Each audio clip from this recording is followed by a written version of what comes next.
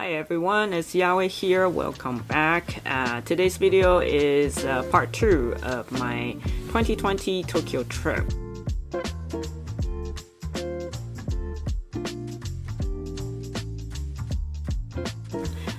In previous video, I covered kind of like what I did on the first 2 days. It's mainly a lot of like urban activities, going to coffee shops, shopping, visiting friends, visiting museum.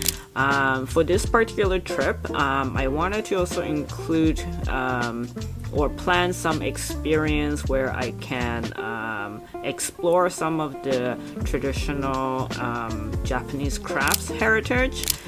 And there are a lot of them in Japan, but my main criteria was that not only does it have to be something that interests me, but also it has to be nearby Tokyo that I don't have to spend a night there. I can just do like a same day trip. So I was lucky enough to find this place called Mashiko. It's a pottery town, 2.5 hours away from Tokyo, so I have to take a train and a connecting bus to get to this destination. Something really interesting about getting there is the train ride will take me to this place called Utsunomiya. Apparently this place is known for Gyoza. At the train station there are a lot of like souvenir shops, any kind of merchandise you can imagine. They all have to do with gyoza. So this particular train station, if you love gyoza, you can make a point to visit here. It's not too far. I think the train ride was maybe an hour or so. Yeah, and then this is like a whole new gyoza world that you can explore. From here, I took the connecting bus, which is just like, it's a small bus, and then it took me all the way to the terminal stop, which is in Mashiko. So on the bus, it was interesting. It's a small town. I think there's just one bus route, and then the bus runs every hour. Just one bus one way and the same bus going back. But the bus ride there was very interesting. All kinds of people on this bus. I guess along the way to the final destination, I have I saw this kind of, I think he's either like a lawyer or accountant. This guy got off the train, also came from Tokyo. He's like dressed up in like really nice suits. He's got like a little briefcase and suitcase with him.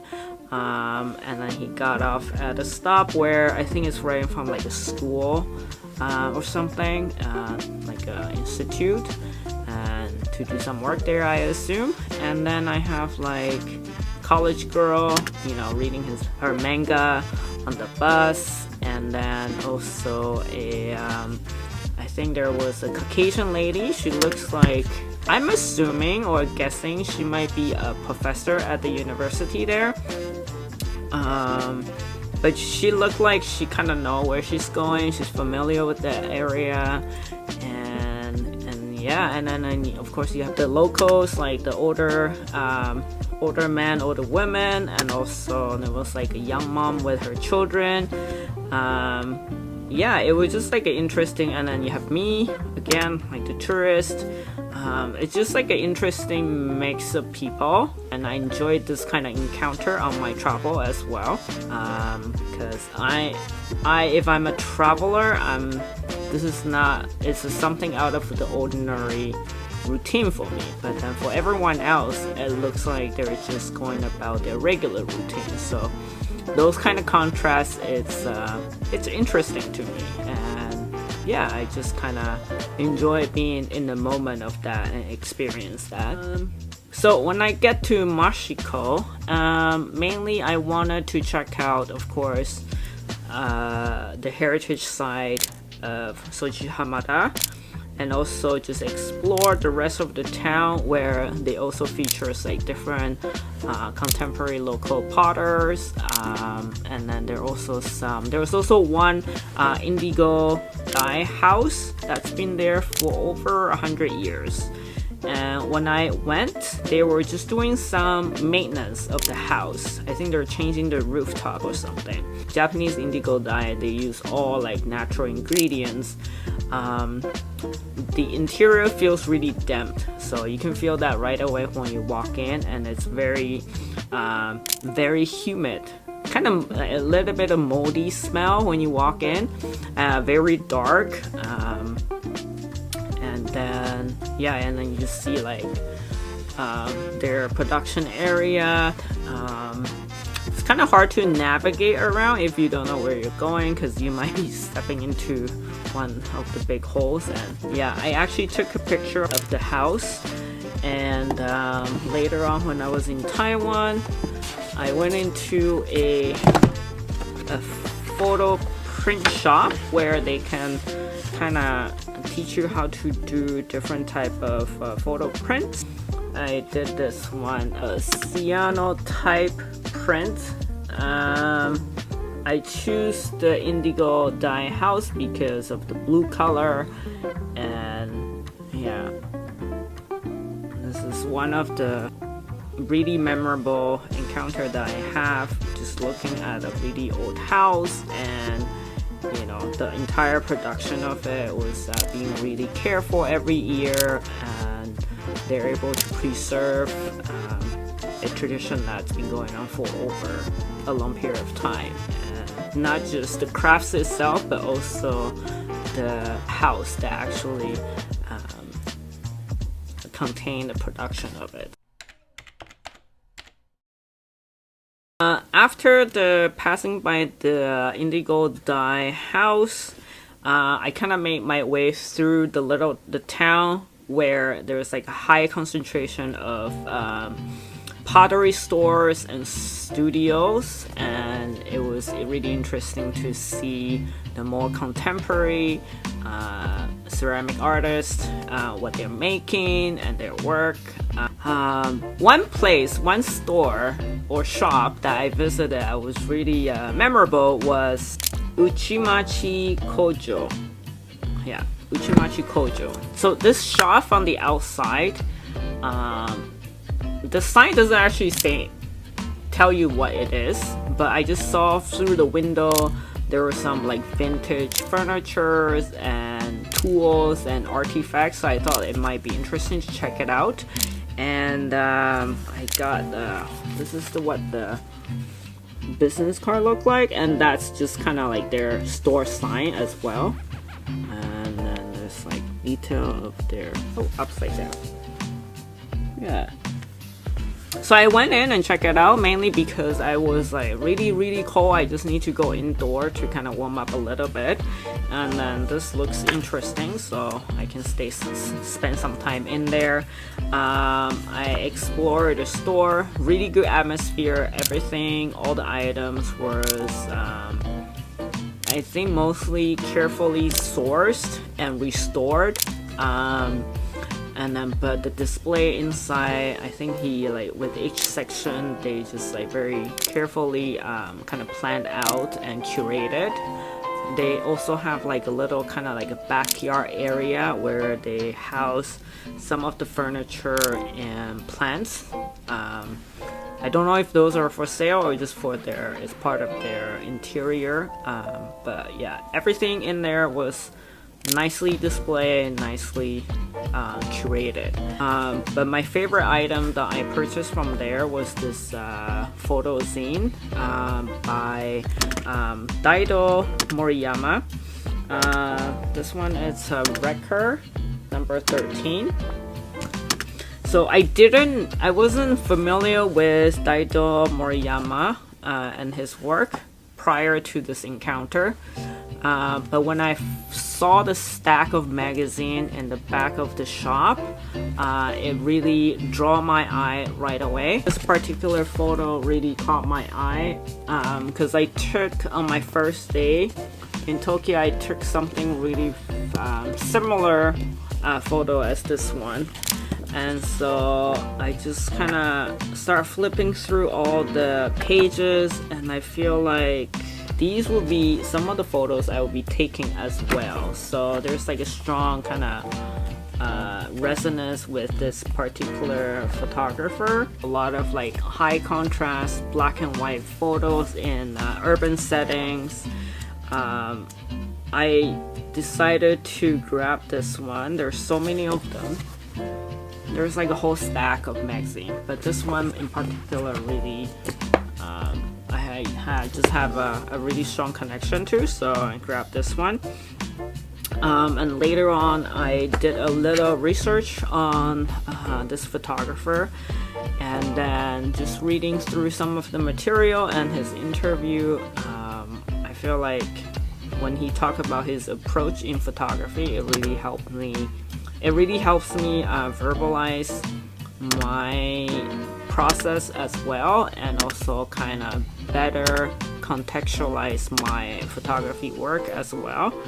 And interesting enough is when I went to Taiwan later on after Tokyo, I went to a photo book shop called Moon in Taipei, and they're actually hosting an exhibition featuring his photography. So that was like a very, unexpected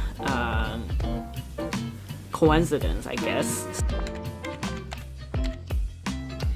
So after visiting this shop, I made a few purchases. I slowly walked to where I came here for, which is the kiln site of Shoji Hamada. So he is very influential in the arts and craft movement. He's also very influential in Mangai movement. When I was in art school, at one point I was really interested in all these components of creative process, and that's why I got into ceramic for a period of time. I love Shoji Hamada's style because a lot of his like glazing work that features brushstroke that's very free. It's almost, reminds me of like the abstract painting and in the Western modern art, but it's very free, but at the same time it's very intentional. So these are the kind of the approach or the concept that really interests me and impresses me. So it was interesting to walk through Hamada's kiln site, his studio, which is still in operation to this day. It was preserved really well. It was kind of interesting for me to see a lot of these like areas in person, because back in art school I only saw these components in like slides or like books that were published a long time ago, so the image quality weren't that great. That was quite an interesting moment for me to go through it, go through the area and just kind of be immersed in it, and then to kind of take everything in.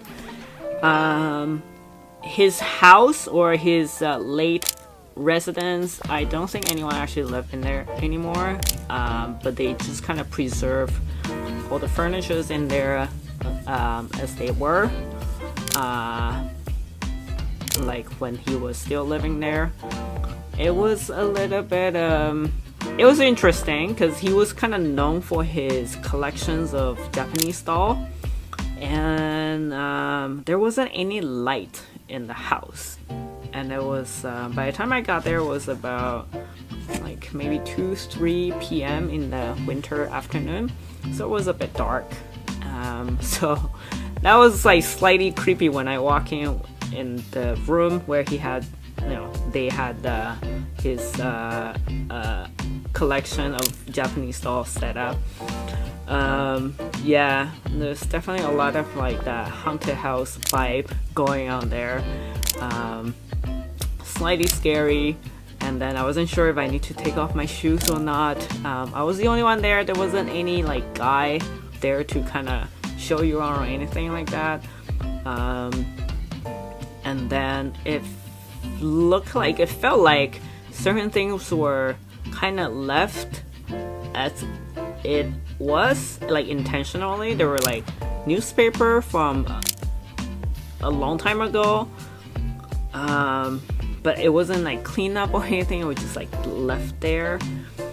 So yeah, that was interesting, in a slightly creepy way, but nevertheless, I was still kind of glad I made it there to just explore the house, and that was kind of like my time in Mashiko. I just took the train back to spend the evening in Ginza looking for food. I spent my evening in Ginza because one thing, I wanted to collect the Coach city stamp. So I think some of the Coach fans out there, you would know, like in every city that has a craftsmanship bar store, they would have a city stamp. So like Vancouver, we do have a Vancouver stamp. So I went to the store in Ginza and got my Tokyo stamp on the Coach tag. So I did there, and then went over to Muji. They have a huge Muji store. Had dinner there, and then purchased a extra luggage for the rest of my trip. And then that was it. That was my third day in Tokyo. It was super cold, so I was able to end the evening with a very nice onsen on the 16th floor of Yoshinoya, with a lovely skylight. I can actually see Tokyo sky, and nice onsen. Enjoy a small bottle of coffee flavored milk afterwards.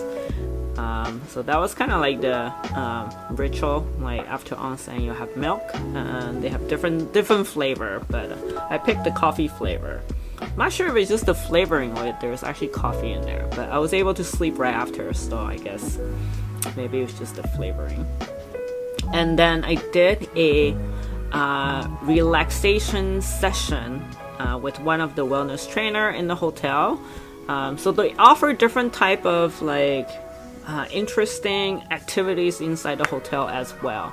You can learn about tea ceremony, you can do sake tasting, you can watch sumo practice, all kinds of really interesting activities. So even if you just spend your time in the hotel, you can kind of look up the schedule and choose what you want to do. But there was just one right after onsen. It was perfect timing, so we did some breathing exercise, really help everyone kind of relax, and it was the best way to kind of end a day. In the morning, I decided to walk over to this coffee shop called Glitch. This coffee shop has been highly recommended by many of my coffee friends, and also my brother who visited the year before. He actually got me a tote bag that I use really often. It's the perfect size and design. One side of it has their logo, is really elaborated. I think it's the coffee flower and their and also like Glitch kind of incorporated into it. The other side was just like more simple, like minimalistic, just says Glitch on top. You've probably seen that in some of the photo shoots, but it's only 10 minutes away from Yoshinoya, so it was perfect to do like a last day morning coffee trip. Went there, and it's turned out to be the best coffee experience I've ever had. Customer experience, in-store experience, coffee quality, everything is top-notch. But most importantly, I feel really comfortable in there. I didn't feel like you need to know a lot about coffee to be able to feel welcome in there. And then there's just a lot of like thoughtful design all over the shop. And then customer service, coffee was served in like a very professional mannerism, but also very welcoming. But yeah, as I was walking to the coffee shop, I think it was a weekday, so I actually Saw a lot of like students, and also they call it the salarymen, office people, just commuting, going to work. So took a lot of picture. It was like interesting kind of social behavior to watch as well. Yeah, I just kind of enjoyed that when people were rushing to work, and I just like, you know, I don't have to go anywhere. I'm on vacation, but on vacation in like a very fast-paced environment. That was kind of interesting too. Yeah, and after that, I went to this area. I can't think of the name right now. Maybe I'll just put it in the caption below here. But this area features a lot of restaurants, and this is where you can find a lot of good food. But at the same time, this is where a lot of the office people or the salary men go to on their lunch break. And I think my timing was, I don't know if it's good timing or bad timing, but good timing in the sense I get to watch this like very interesting scenario happening. Bad timing is like the lineups are everywhere, and I just couldn't get into any places right away to have lunch. So by the time I got there, it's like right around lunchtime, and I don't know if it's they all have lunchtime, like all the companies have lunchtime at the same time or something. But literally, I just saw everyone came out of like nowhere and then start lining up in front of the restaurant. So I was just kind of bombarded and then didn't know what to react. And you know, by the time I realized it, it's like there's lineup everywhere. So this is like a noodle shop, and you just see like all the salarymen lining up like this. And this is in front of every restaurant or every diner. It's almost like it's so disciplined. They just know exactly what to do, where to line up, what direction the line should be. It's chaotic at the same time. It's very, very disciplined. Yeah, so I was just really surprised by the efficiency of their lineup, system during lunchtime. I just start walking around that area trying to find the shortest lineup that I can go in and to have my lunch before I have to fly out. Anyway, at the end, I saw a group of office people just left a diner, so I thought, okay, that will be my best bet. At least I'll get a seat right away. I went in. The second I opened the door, everyone inside just turned to look at me because I was so out of place. I think I was like the only person that's like in my hoodie and backpack and with a camera. But there was like one seat by the bar, so it was like the one that's all the way in, so I have to like, under people's stare, I have to like slowly make my way in there. And I was like, is for one person? And they were like, okay. They tell me to come in, sat down, and then everyone was just kind of staring at me. And then their menu is really simple, so I guess I don't know if that's for every place, but it looks like it. I think people mostly just eat the same thing, or like they don't want too many choices. And I think there's like 3 options, like fish, beef, or pork. But I was like looking, I kind of know what I wanted. I think I was debating between tuna fish or pork on rice. And the tuna is actually kind of like a sashimi style, and then they have like really looks really delicious sauce to go with it.